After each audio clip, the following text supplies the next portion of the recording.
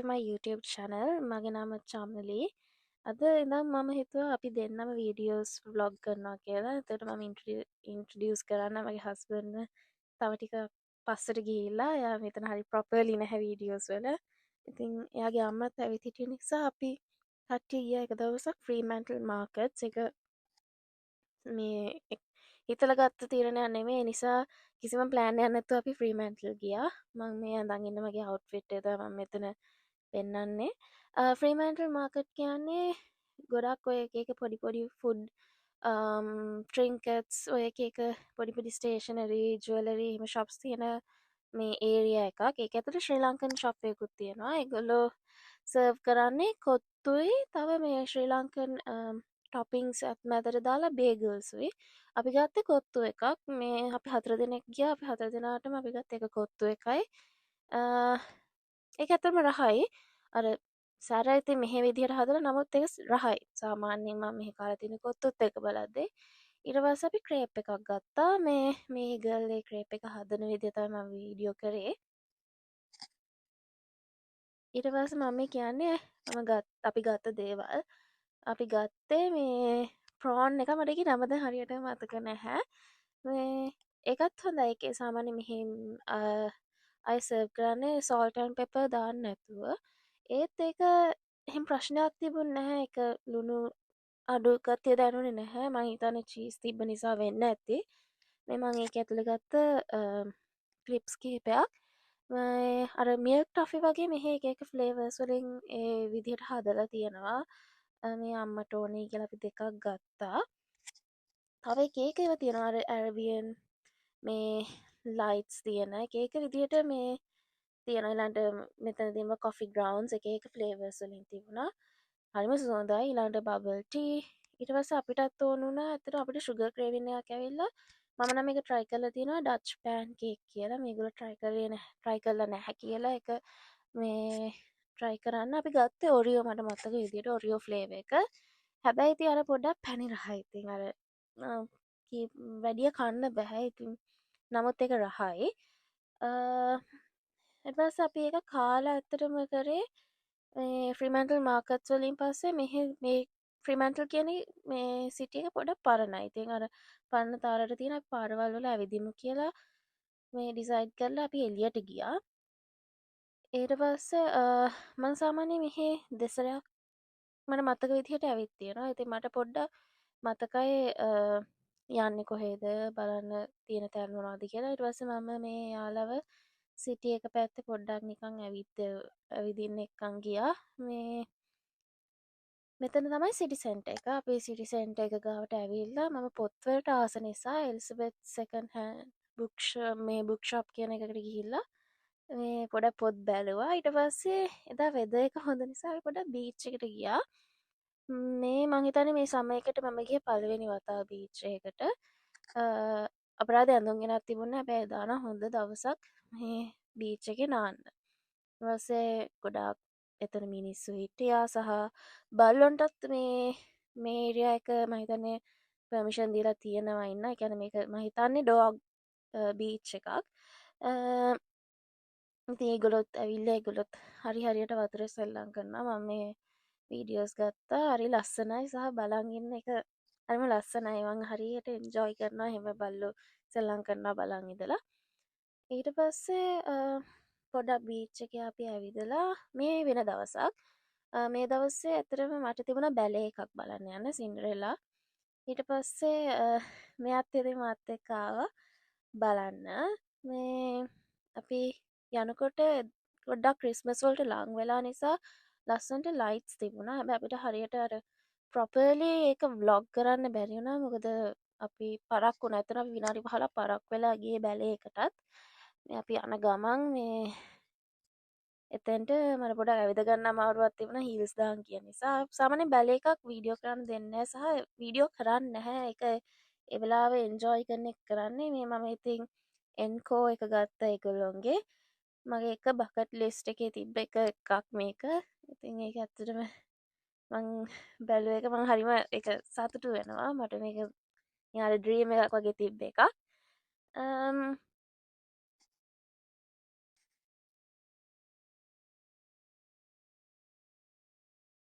ඊට පස්සේ මම අහනවා එයා ඒක එන්ජොයි කරාද කියලා. ඇත්තටම මෙයා ටිකක් නිදාගෙන හිටියේ.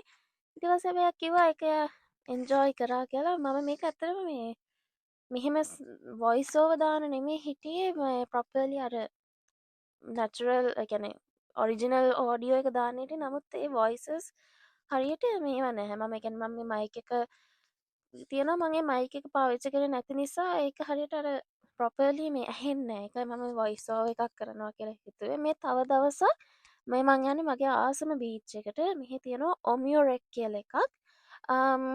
එතෙන්ට අපි මේ අයියාගේ මේ අම්මවත් අරගෙන මේ යනවා. එතන ඇත්තටම නිකන් පූල් එක වගේ. මේ එදා මගේ මල්ලිත් ඇවිල්ලා හිටියා මේ අපිත් එක්ක. මේ මම කියන්නේ එතන දැන් මාර ලස්සනයි.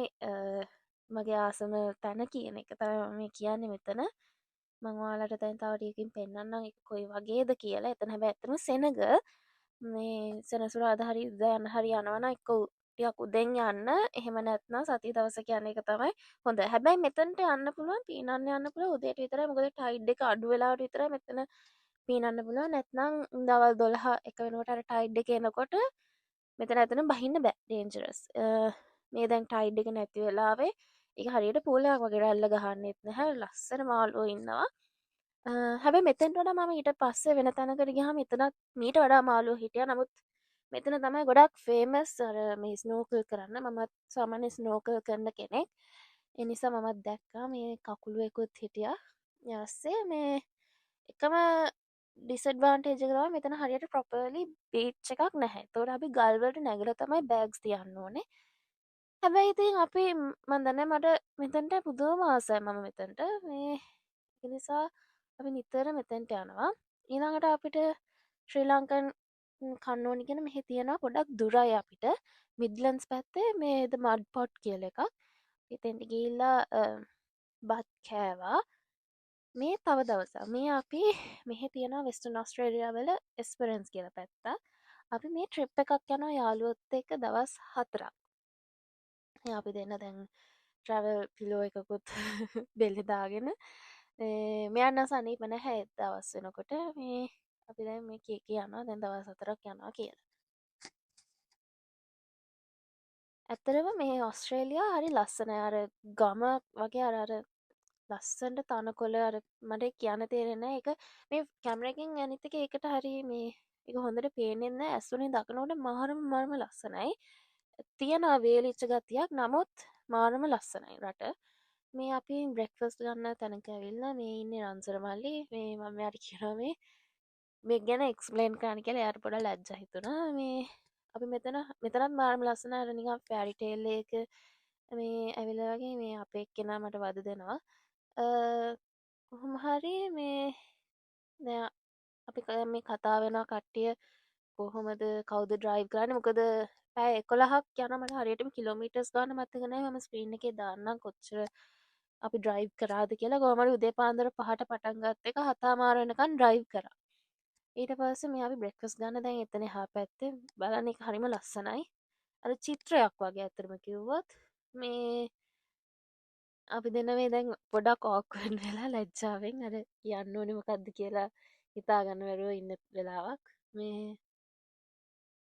මේ පියුමි අක්කා තමයි බ්‍රෙක්ෆාස්ට් එක බෙදන්නේ මෙයා අපේ අම්මා තමයි සෑන්ඩ්විචස් හදලා දුන්නේ ඇත්තටම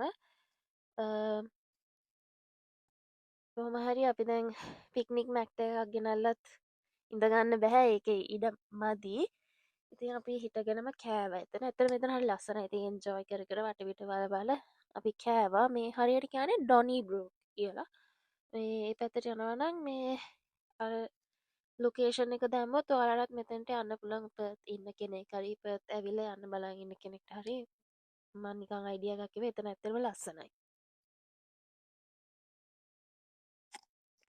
මේනේ අසන්ත මල්ලි දැන් අරයව නම් ඉන්ට්‍රොඩියුස් කරානේ ඊට පස්සේ අපි පොඩ්ඩක් නැවතුවා ආයේ පොඩි බ්‍රේක් එකකට බ්‍රිජ් ටවුන් කියලා තැනක එතන අපි වොෂරූම් යන්න ඕන වොෂරූම් කොෆි ගන්නයි ඒව කළා ඊපස්සේ පොඩි ආයෙ ගියා කොෆි කට්ටියටම ගන්න ඕනි කියලා තැනකට මට නම් මෙතන තැන මතක නැහැ එතන මේ යසන්තමලි ඩක් අපි හොත් චොක්ලට් බොන විදිහ ගත්තා මං ආසයිති මේම කලිප්ස් ගන්න මේ මතක තියෙන්න ඉටවස්සේ අපි මේ ආයදෙන් යනගම යන්න තොටයක් අමාරුයි සෙම ගතිය වැඩි වෙලා තිබුණේ මේ මම මේ කියන අපි දැන් කෙලිම යනවා කියලා කොහෙද දැන් තැන මතකත්නෑ කිය ඩෙන්මාක් යනවා කියලා කියන්නේ දැන් යන මෙතනින ටිකක් දුර අපි ඩ්‍රයිව් කරා මෙතනි දම්ම එකැන බ්‍රේක් ගත්තෙ නැහැ මේ මොකද නැන්නම් අර්හිට යන්න වෙලාව තව මේ මදි වෙන නිසා ගැන අපි තව රෑවෙන නිසා මොද